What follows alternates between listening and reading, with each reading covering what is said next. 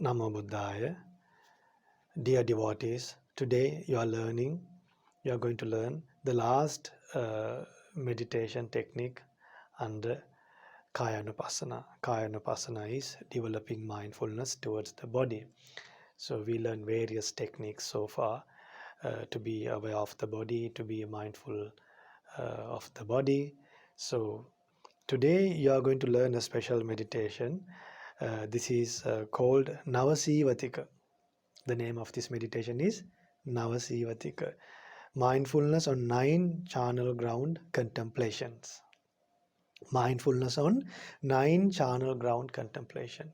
So here in this meditation, you will have to recollect the 9 stages of deterioration or decaying of a dead body. So you might be wondering why all this time we have been learning all the negative side of the life, like recollecting the impurities of the body, then recollecting the elements separately, and then now we have come to think of a dead body and think beyond the things that happen after death to a body, like how it get deteriorate, how a dead body decays. The reason we are learning these things is because Buddha, out of compassion, taught us, showed us the things that happen, the things that happen to our life, the things that could happen to our life and cause us suffering. And also by understanding the true nature of the body, the real nature of life will help us to be free from lust, anger, and delusion, will help us to control our lust, anger, and delusion. Now, you might be wondering, why aren't there any other ways we can control our lust, anger, and delusion other than thinking these impurities and negative side of the body? Well, there are. There are, like for an example, for a person who gets angry, he can spread loving kindness, he can see good in others. Buddha's teachings is like the great ocean. So Buddha has taught this Dhamma in many ways with various similes for us to understand from the possible way. So a person could understand from Mahasatipatthana Sutta first of all, or maybe a person could understand by learning the nature of the karma, or maybe by understanding the impermanence nature of the body. So even the decaying of the dead body is also the impermanent nature, and also things like learning generosity. A person could come into this path of Dhamma by learning, practicing generosity. A person would like to protect the precepts. But remember, all these things, contemplating the true nature of the body, seeing the impurities. Now today we are going to learn what will happen to our dead body in 9 stages. These things will help you to protect the precepts and to be mindful and to be free from anger. For an example, imagine if a person scold you. If a person scold you, apart from thinking these impurities in the body, you can think the good things that person who scold you has done to you or to some other person. You can think the good deeds the person who's scolding you has done to you previously, or maybe the good things that he has done to others. So when you think the good things that person has done to you or to others, uh, even if that person scold you, you won't think of the bad thing that he has done to you. Instead of, you will think something good that he has done. So that will help you to overcome hatred towards him. So in the meantime, if you can think the reality of this body, for an example, when somebody scolds you, if you think there is pus in this body, there's urine in this body, there's excrement. So when you think like that, you won't get angry because of being scolded by another person, because you will understand that this person is scolding a body that is full of impurities. Just imagine someone is scolding by looking at a garbage pit. There's a garbage pit. People have put a lot of garbage on that, very smelly and disgusting. A person goes to that place and keep on scolding that garbage pit. Will you get angry? No. Now, when someone's called your body, when someone's called your friend, why do we get angry? Do we see the impurities? No, we only see the external appearance.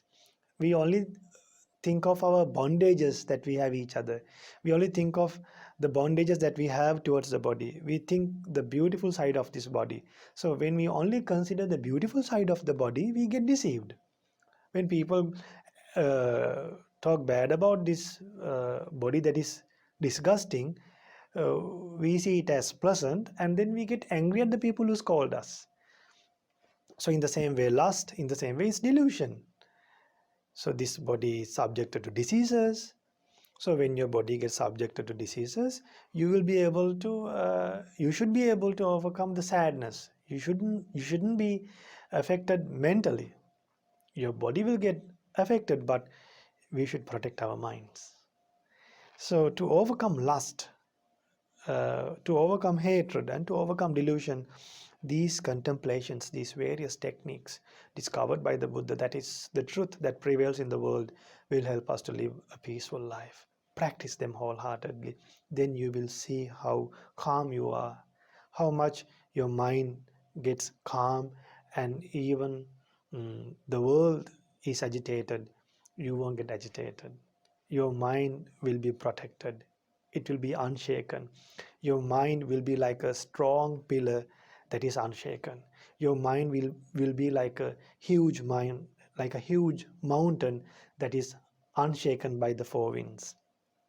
The opposite of that is like a dried banana leaf. Imagine uh, there are plantain leaves, right? There are banana leaves. In banana trees, there are long banana leaves. So these banana leaves, plantain leaves, when they get dried, once those leaves get dried up, uh, it moves. Like when the wind blows, these leaves move very easily. So our mind shouldn't move like a dried plant and leaf. Our mind should be like a rock that is unshaken by the four winds. To do that, to have such a developed mind, we should be aware of the true nature of the body, even what happens to our body after the passing away. So, and one more thing, you might be wondering, how can we consider these 9 stages?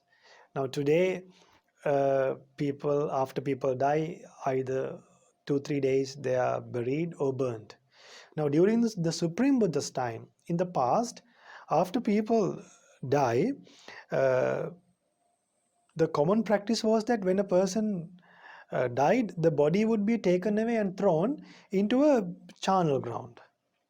So, which was usually located some distance away uh, from the people's living area, where people from the humans' habitation, and some distance away from the village or from the city, these dead bodies were thrown away. So then monks used to go to cemeteries, to charnel grounds, and see the nature of the dead bodies and calm their mind, and then to get rid of all the defilements. So let's go for refuge to Buddha Dhamma Sangha and observe the 5 precepts and learn how to practice this meditation today. Namo tassa bhagavato arahato samma sambuddhassa. Namo tassa bhagavato arahato samma sambuddhassa. Namo tassa bhagavato arahato samma sambuddhassa. Buddhaṃ saraṇaṃ gacchāmi, Dhammaṃ saraṇaṃ gacchāmi, Saṅghaṃ saraṇaṃ gacchāmi, Dutiyampi Buddhaṃ saraṇaṃ gacchāmi, Dutiyampi Dhammaṃ saraṇaṃ gacchāmi, Dutiyampi Saṅghaṃ saraṇaṃ gacchāmi, Tatiyampi Buddhaṃ saraṇaṃ gacchāmi, Tatiyampi dhammang saranang gacchami. Tatiyampi sanghang saranang gacchami. Sadhu, sadhu, sadhu. Dear Dhamma friends, to observe the five precepts, say after me. I observe the precept of abstaining from killing beings. I observe the precept of abstaining from stealing. I observe the precept of abstaining from sexual misconduct. I observe the precept of abstaining from telling lies. I observe the precept of abstaining from taking intoxicating drinks and drugs. I follow these precepts for happiness in this life, for rebirth in heaven, and to realize the Four Noble Truths. In this Gautama Buddha's dispensation. Sadhu, sadhu, sadhu. Dear Dhamma friends, the truth of what we are going to learn may sound unpleasant. The meditation that you are going to learn might sound unpleasant. But after you realize the true nature of your body, you will feel very comfortable. Among the people who are suffering because of anger, you will live with loving kindness. You will live without struggling from anger. Among the people who are suffering from lust and struggling and crying and having so much troubles and being unsatisfied because of lust, you will be content. You will live a celibate life. You will be able to live a celibate life by controlling your lust. You will be able to protect your five precepts by controlling your lust.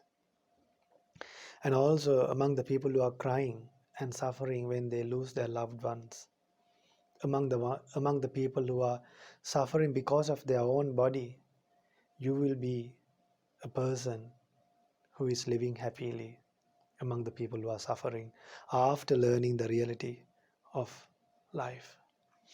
So, in the time of the Supreme Buddha, uh, the people were very wise. People were very wise.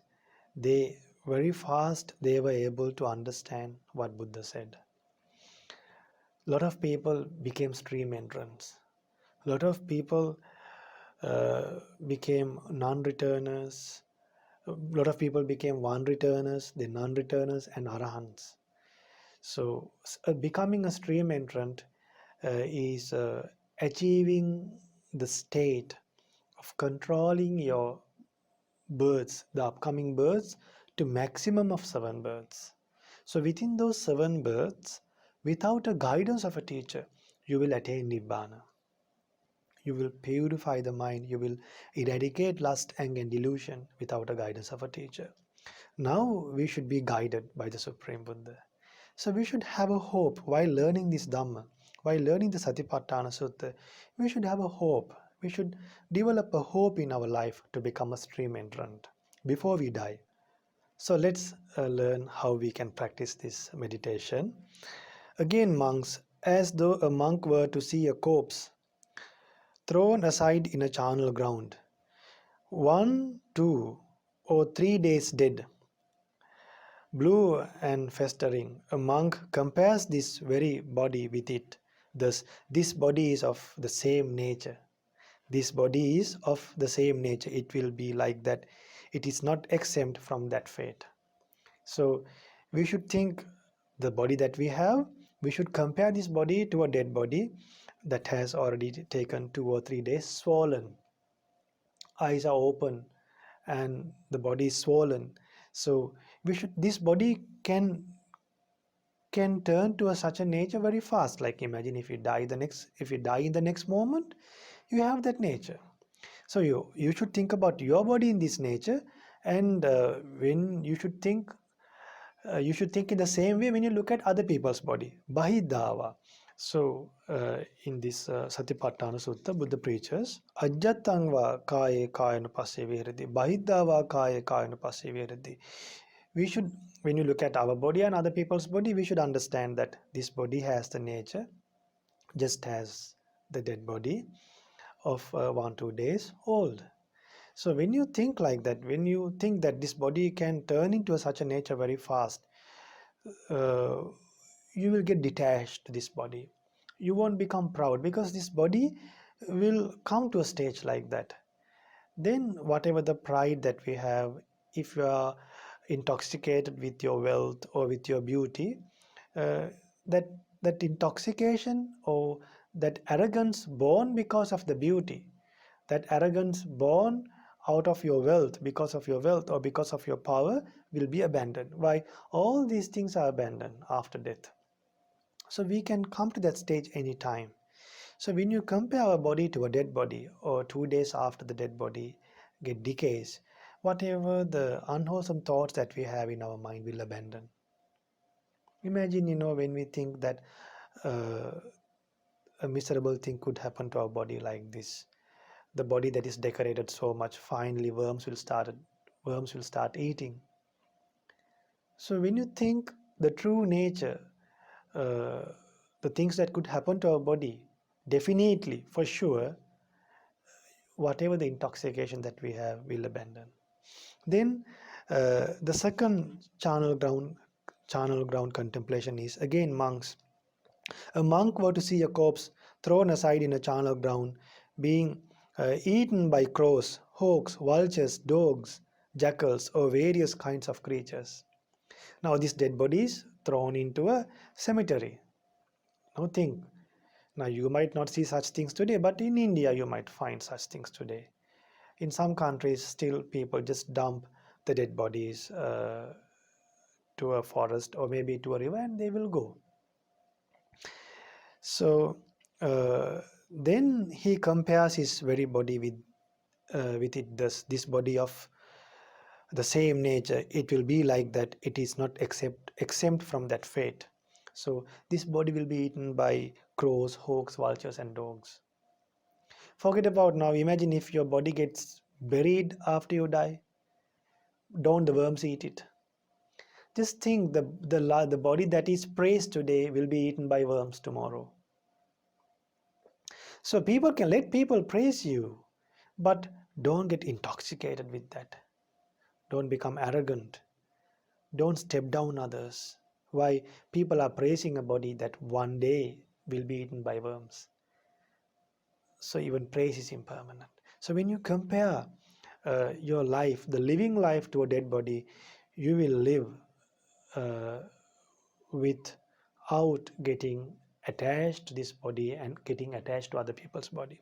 Now, don't some people fight for properties, fight for women? Why? Because they don't understand that the bodies that we are using has a nature, such a nature.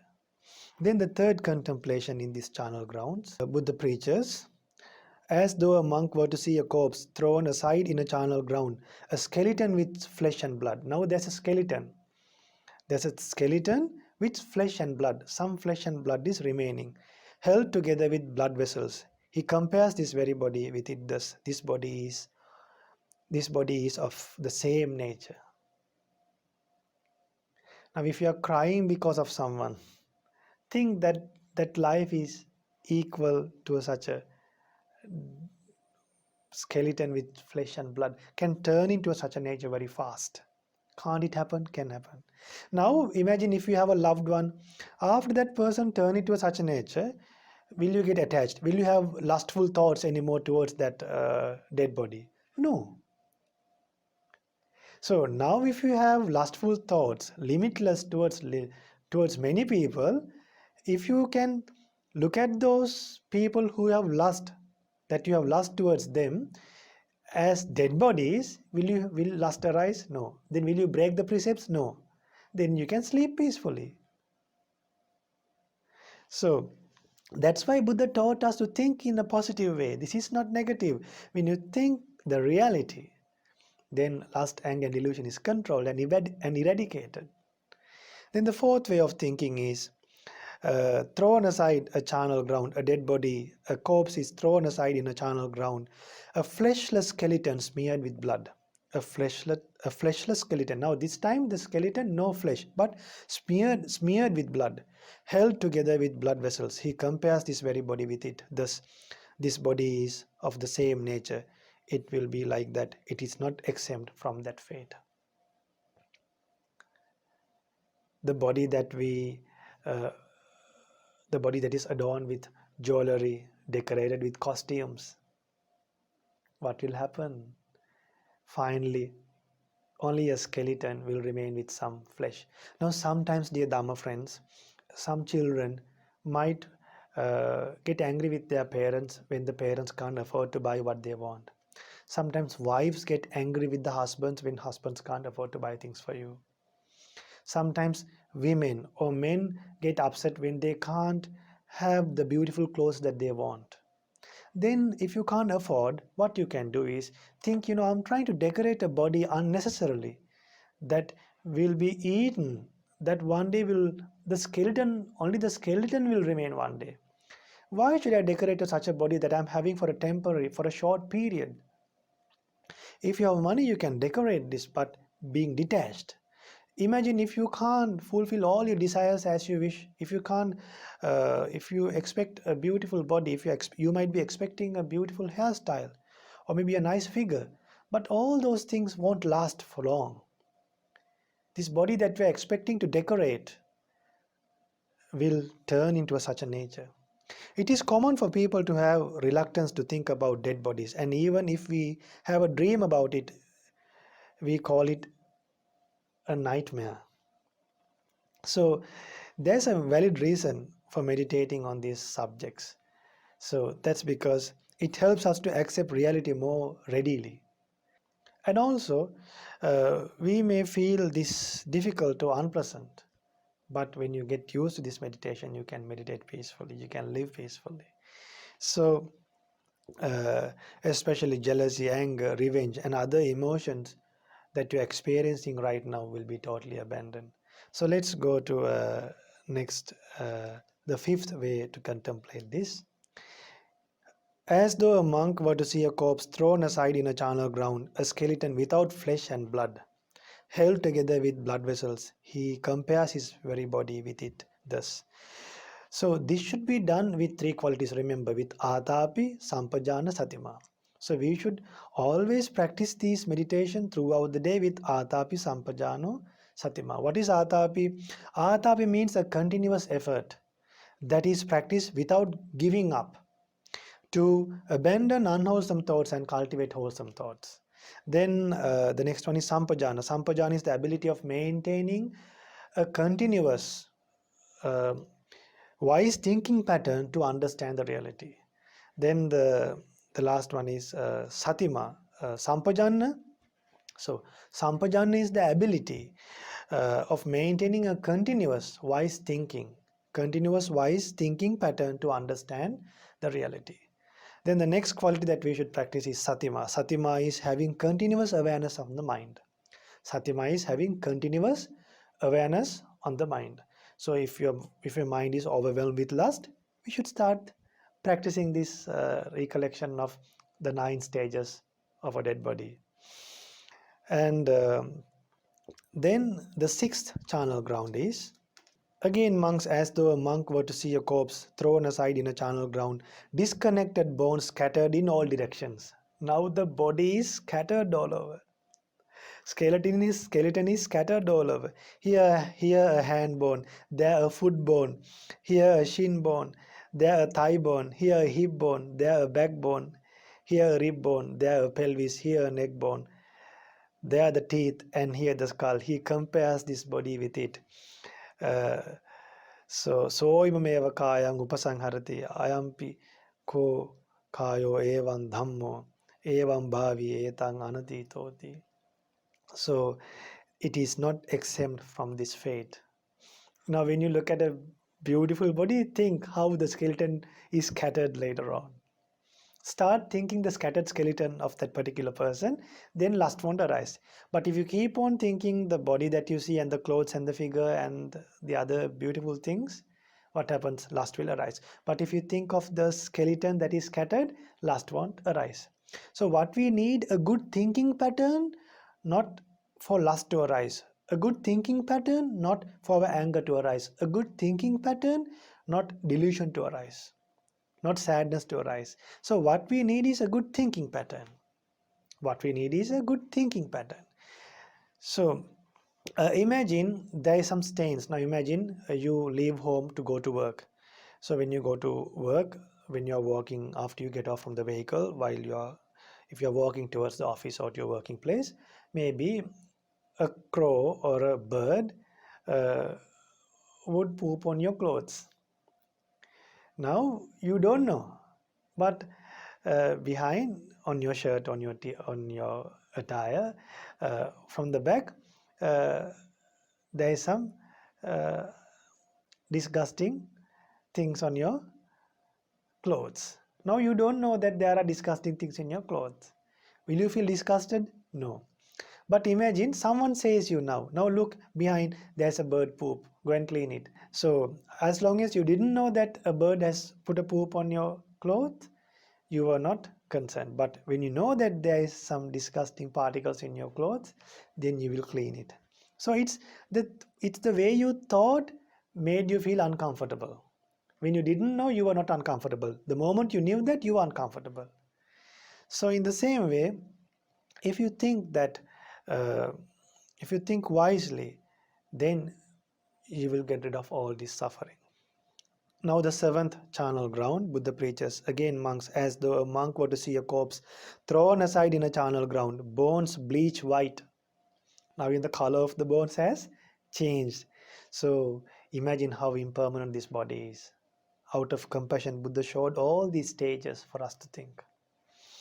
Then Buddha preaches, again monks, as though a monk were to see a corpse thrown down in a charnel ground, bones heaped up, several years old. He compares this very body with it. This body is of the same nature. Now the bones are heaped up. Dear Dharma friends, Buddha once said that in an eon or in a kalpa, in an eon, if the skeletons of one person did not deteriorate and pile up on top of another, after each death, they would form a huge mountain. During a yawn, if we pile up all the bones after we die, all the bones of our skeleton, if we pile up all the bones of our skeleton for a yawn, it will pile up a huge mountain. That much we have accumulated, that much we have come in this samsara. So this shows how far we have traveled in this cycle of birth and death. So during this very short period of roughly 50-60 years, during this very short period, we struggle to maintain this body. We struggle a lot to maintain this body. We do so many things to maintain this body. Some people steal to maintain this body. Some people kill other people. Some people tell lies to maintain this body. So why we should do bad things to maintain a body that will deteriorate one day, that will decay one day like this? Just try to practice contentment and be happy with what you have. Now, dear devotees, we have learned the 9 stages of the dead body, and the Kayanupassana section is over now. So now, with the 9 stages of deterioration of the dead body on the charnel ground, the Buddha's teachings on Kayanupassana meditation is over. So there's another thing that you call mindfulness towards the body. You call Kayagata Sati. You call it Kayagata Sati mindfulness. So by learning all these techniques, May you have the opportunity to live peacefully. I have a strong hope by learning this kind of asana meditation. Think, at least have a strong determination for 1 week. Have a strong determination for 1 week. I am living for 7 days without arousing a single lustful thought. Have a strong determination. At least for 6 days I will live without letting a single lustful thought to arise in my mind. At least have a strong hope for 1 day to live without letting your mind to arise or to get distracted by a single lustful thought for 1 day. Like that, have a strong determination every day. When you wake up early morning, think, I will not let a single lustful thought, a single thought related to hatred or delusion will affect my mind. Let to affect your mind. So by learning this wonderful sutta, uh, especially from Kayanupasana, from the Satipatthana Sutta, may you all be able to practice the Kayanupasana meditations, Kayanupasana meditation techniques every day, and gain the ultimate protection for your life and realize the Four Noble Truths in this Gautama Buddha's dispensation. Sadhu, sadhu, sadhu. Namo Buddhaya. NaMo बुद्धाय NaMo बुद्धाय